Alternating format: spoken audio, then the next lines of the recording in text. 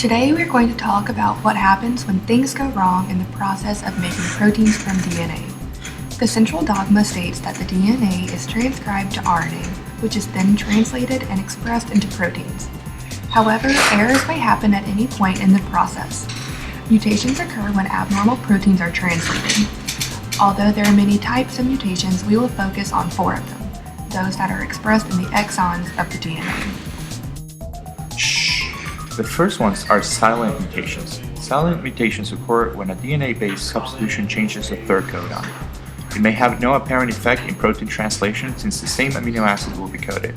However, there's emerging evidence that synonymous mutations can have physiological consequences. A recent study by Nackley et al. On the gene that codes the COMT enzyme indicated functional changes due to a synonymous mutation.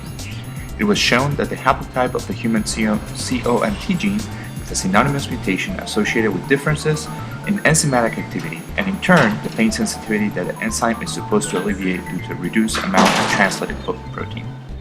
So even though conceptually it does not make a difference, synonymous mutations do have effects.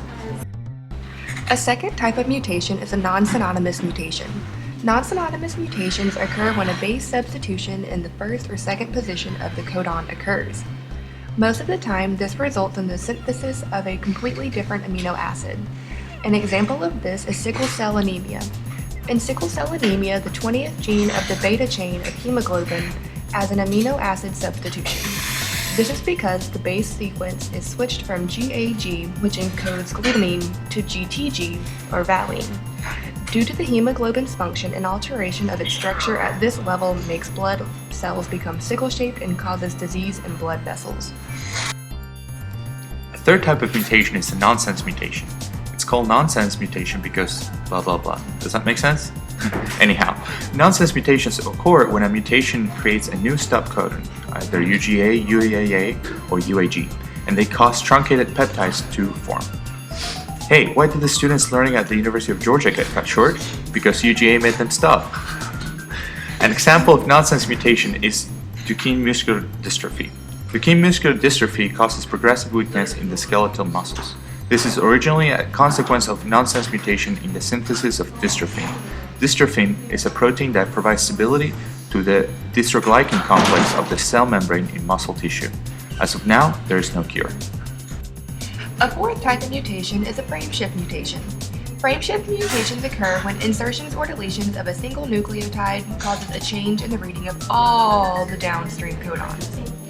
In turn, this alters the downstream amino acids. An example of this would be cystic fibrosis. Cystic fibrosis is a recessive disease caused by 2 frameshift mutations.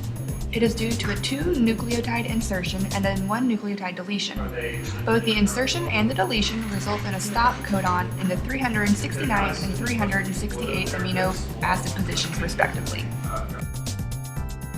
In conclusion, there are 4 main types of mutations. These mutations can have different effects on protein depending on where in the amino acid chain the mutations occur. Some mutations are more harmful than others, and it is clear that they are fundamental cause of a wide variety of diseases. Understanding how to manipulate DNA and RNA at a molecular level may be the key component in discovering a cure for all of them.